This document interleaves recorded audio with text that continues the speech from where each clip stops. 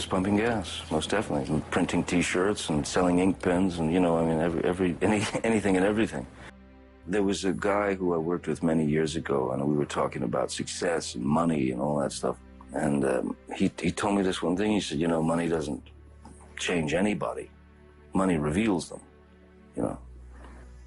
Same thing with success, and I believe that, wholeheartedly. I'm still exactly the guy that used to pump gas, I'm still the guy that was a mechanic for a minute, I'm still, exactly. I just happen to have a weirder job at the moment. If we could celebrate every breath that we take, because nothing's a guarantee, if we could celebrate the breath and the exhale, which is being alive, without, oh, my car won't start.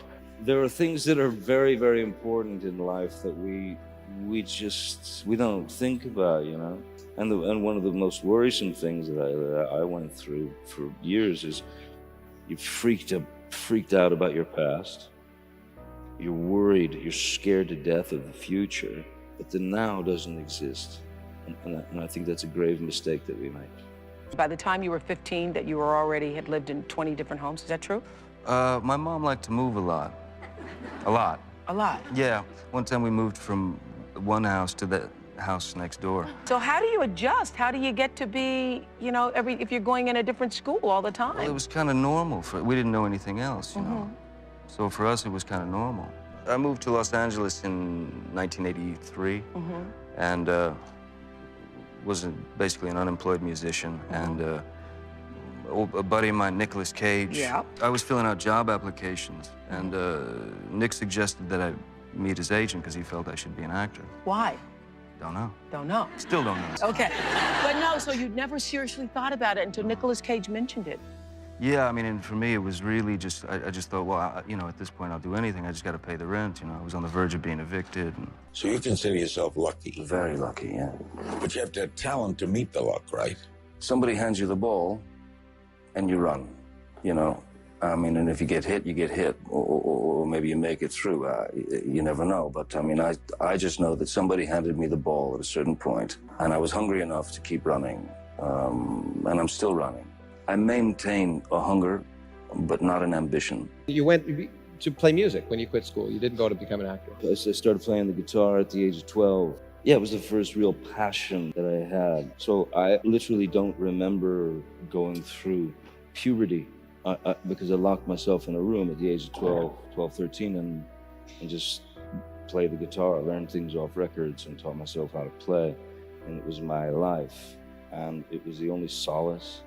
It was the only sanctuary. It was the only security. It was my first love. You have to realize that whatever your day is, whatever you're doing, whatever your job is, whatever people think of you or project you to be, none of it matters, really, until you look round and see people who are in need.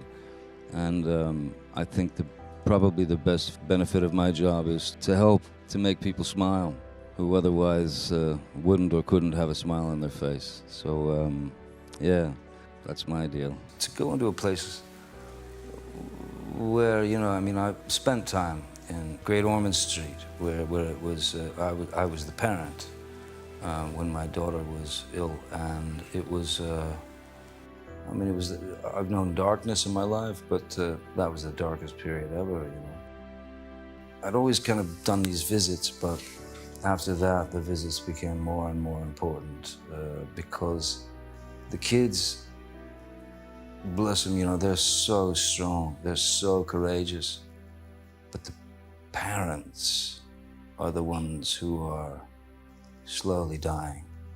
And to be able to bring a smile or a giggle to these people it means everything in the world to me.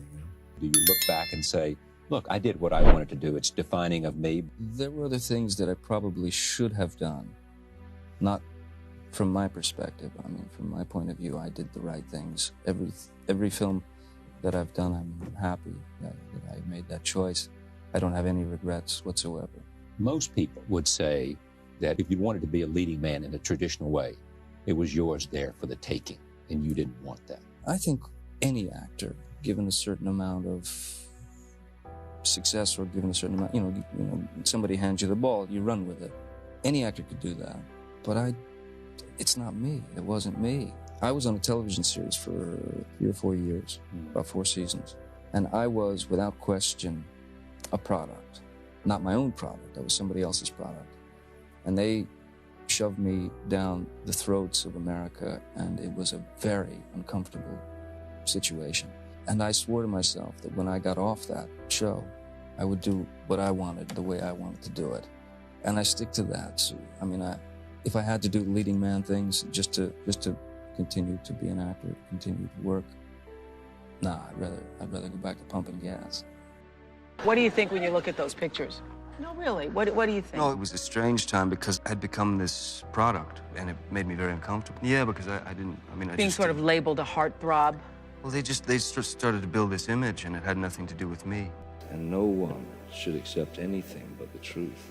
To have to suffer the ignorance of someone lying to you for some type of gain. And You've never seen any of your films, ever? I tried to see one once because the director asked me to. I fell asleep 35 times. I feel the experience. I'm happy with the process is what I'm interested in. Mm-hmm. The process of creating, the process of exploring, the process of breaking formula. Damaged characters are more interesting. But that's what's great about the work. Everybody's damaged. Everyone's damaged on some level. And I'm fascinated with human behavior. I'm fascinated with the flaws of the human being. I mean, I'm just fascinated. It's a strange thing because the greatest thing you can do as an actor, I think, is to be an observer. And at a certain point, something bizarre happens. And you're not able to observe in public anymore because everyone is observing you. So that's a kind of danger. Since May 27th, when my daughter was born, I have been floating. I smile constantly, which I never did before. Yeah. And you never imagined you would have it this kind of... No, you can never, everybody tells you and you know what they're experiencing, it's going to be something, sublime, but no, you just don't, you can't imagine it until it actually happens. When you see this little angel arrive, she's everything. The baby's everything. It's so amazing, my little family. It's unbelievable. It's, I don't know, it's the only thing that's ever happened. Really, the only thing. Everything else is smoke. What were you worried when you turned 50? No, it was like, it was just a wake up, it's another day, and everybody makes a deal about, the idea of, 50, half a century and stuff like that. It felt like 40 to me. It just felt like another decade, really, I mean, both grown-ups and kids love him so much. What is it about him, you think, that makes... Well, for one, I think he's a major talent. 2, he's awesomely good-looking. 3, he's not like most people we know. There is something offbeat about him that is intriguing and ultimately attractive. There's something magical about him. My kids call him Uncle Fun, and he is, when you are with him, you are pretty certain that nobody else is having as good a time as you are. I came here for you, the people, who, through whatever good times or bad, have stood by me, trusted me, and you've, thank you. And you have no idea how much I appreciate it. I love you too.